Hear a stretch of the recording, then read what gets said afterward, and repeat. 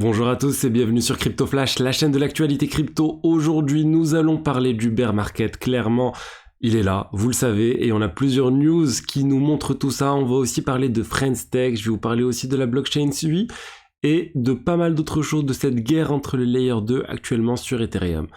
Donc tous les jours, je vous fais le synthèse meilleures actualités crypto du jour. N'hésitez pas à vous abonner, activer la cloche pour ne rien rater. On va commencer tout de suite avec le cours des crypto-monnaies. On est en baisse aujourd'hui. Bitcoin 27 500 $, moins 0,75%. Ether 1610 $, moins 1,6%. Le marché est globalement en baisse aujourd'hui. Ton se porte plutôt bien. Regardez, plus 5% sur 24 heures.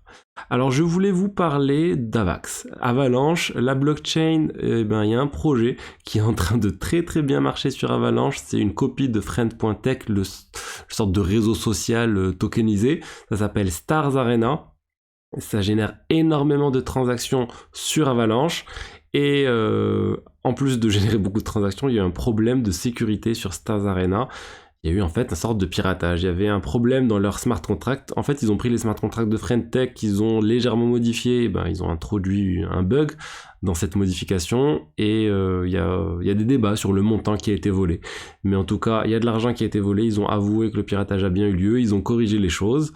Et voilà, donc c'est bien qu'ils aient fait ça, mais ça montre aussi la nécessité de faire des audits de sécurité. Je pense que leur smart contract n'était même pas clairement publié.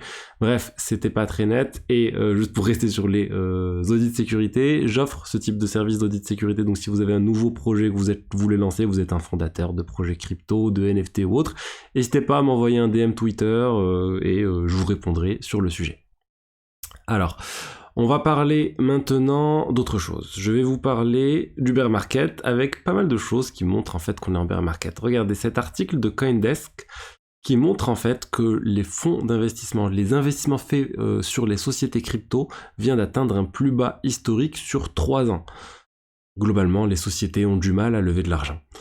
Sur le troisième trimestre de l'année, il y a eu à peine 2,1 milliards de dollars qui ont été levés sur 297 investissements différents. C'est un plus bas qui n'avait pas été atteint depuis le quatrième trimestre de l'année 2020. Donc ça fait un moment qu'on n'a pas atteint ces niveaux-là. Il faut savoir que le pic, c'était quasiment 17,5 milliards de dollars en un trimestre. C'était au premier trimestre de l'année 2022. Depuis, ça a baissé petit à petit, 7,5 milliards et jusqu'à atteindre ces 2 milliards maintenant. Donc bon, la bonne nouvelle, c'est qu'il y a toujours quelques milliards qui arrivent chaque année, qui arrivent chaque trimestre sur les sociétés crypto. Mais on voit bien qu'il y a beaucoup moins d'appétit des investisseurs pour aller mettre de l'argent dans les projets crypto en ce moment, même s'il y a beaucoup d'innovation qui a lieu en ce moment, il n'y a pas de doute. Mais malheureusement, les fonds sont plus compliqués à lever et les sociétés crypto qui ont réussi à lever beaucoup d'argent pendant le bull market et qui là ont vraiment serré la ceinture, etc., vont probablement bien se porter par la suite. En tout cas, ils ont beaucoup plus de temps pour réfléchir, sortir un produit qui correspond bien au marché, etc. Autre news qui montre qu'on est clairement en bear market, c'est Ledger. Ledger, tout le monde parle de Ledger, le géant des portefeuilles physiques. C'est parmi les premiers à avoir lancé ses hardware wallets pour sécuriser ses crypto-monnaies. Et Ledger licencie 12% de ses employés. Ils disent à cause des problèmes macroéconomiques, mais globalement c'est la crise pour tout le monde, la crise dans le milieu de la tech, la crise dans le milieu crypto, c'est pas que le bear market, c'est aussi, on va dire, un bear market global sur... c'est pas que le bear market crypto, ça touche vraiment tout le monde, Facebook, Google et tout le monde a licencié, et Ledger, fait pareil, les exchanges aussi, j'en ai parlé il y a plusieurs mois, ont fait pareil, et de toute façon, il n'y a pas le choix, il faut réduire ses coûts pour pouvoir être rentable, pour pouvoir tenir plus longtemps avec l'argent qui a été levé. Ledger, ils ont eu la controverse là il y a quelques temps autour de leur service de backup de leurs clés, mais ils continuent, ils veulent toujours avancer dans cette voie.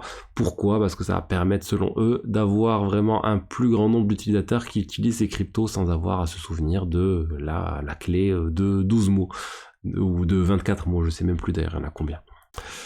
Alors ensuite, on va parler de la guerre des Layer 2. Je vous avais parlé de Celo, cette blockchain qui voulait quitter sa propre blockchain pour aller sur Ethereum en tant que Layer 2.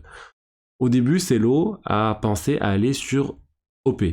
Donc Optimistic, tout ce qui est développé par OP Labs, l'OP Stack, un ensemble logiciel utilisé par plein de projets différents. Et le plus gros, le plus connu, c'est Base aussi, à côté bien sûr du Layer 2 Optimism. Bref, au début, c'était ça qui était prévu. Ensuite, il y a Polygon qui est venu et qui a dit bah écoutez, nous, on a aussi lancé un outil qui est très sympa, c'est un concurrent direct en fait de l'OpenStack, ça s'appelle le Polygon CDK, Polygon Chain Development Kit. Et là, ils sont arrivés, c'était le mois dernier, ils ont fait leur proposition, bah utilisez plutôt le Polygon Chain Development Kit. Et là, qu'est-ce qui vient de se passer? Eh ben, la semaine dernière, on a ZK-Sync qui est arrivé. ZK-Sync sont connus pour leur ZK-EVM, la ZK-Sync ERA. Ils ont dit, nous aussi, on a la ZK-Stack. C'est comme l'OpenStack, c'est open source et vous pouvez créer un ensemble de hyperchains. Donc, c'est des hyperchains, c'est comme sur Polygon avec les plusieurs chaînes qui peuvent communiquer entre elles. Ben, pareil, ils ont la même vision avec cette vision des hyperchains. Et on a encore maintenant du coup 3 projets concurrents qui essayent de gagner le marché de ces lots. Et en fait, ça montre aussi qu'il y a très peu de clients pour ce type de solution, en tout cas de gros projets qui veulent se lancer sur les Layer 2. Il n'y a pas beaucoup de nouveaux projets qui se lancent en ce moment en Layer 2. Et du coup, bah, les blockchains existantes qui veulent se lancer, il n'y en a pas beaucoup aussi. Et ils essayent tous de se battre pour avoir ces lots. On va voir maintenant qui va gagner. Je vous avais dit, lorsque Celo, ils avaient fait leur proposition on va dire, de basculer sur un layer 2 et le fait de dire nous on veut sur l'OpenStack, c'était un peu une invitation à avoir d'autres projets qui viennent pitcher, qui viennent faire toute la recherche pour eux. Je sais pas si c'était eux ou c'était les autres qui avaient dit qu'ils voulaient faire sur Solana. Je pense que j'avais dit ça plus pour MakerDAO qui voulait lancer une blockchain au final, fork de Solana.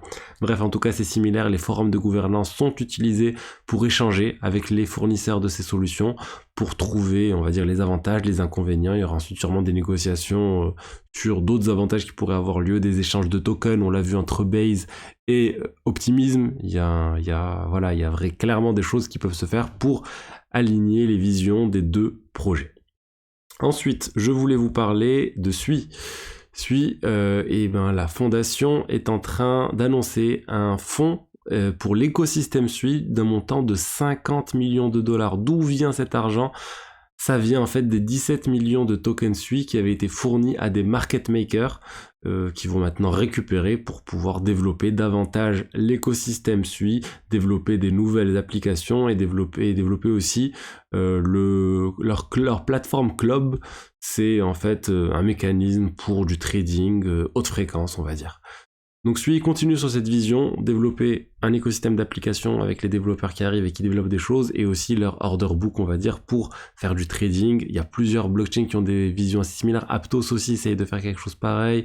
Bref, c'est Solana, on le connaît depuis un moment, ils essaient de faire ça, mais eux ils se veulent encore plus performants au niveau du nombre de transactions par seconde, la latence, etc. Donc voilà ce que j'avais à vous dire aujourd'hui sur les actualités crypto du jour. J'espère que le contenu vous a plu. Si c'est le cas, n'hésitez pas à liker, à commenter, à vous abonner. Et je vous dis à demain pour une autre vidéo. Au revoir.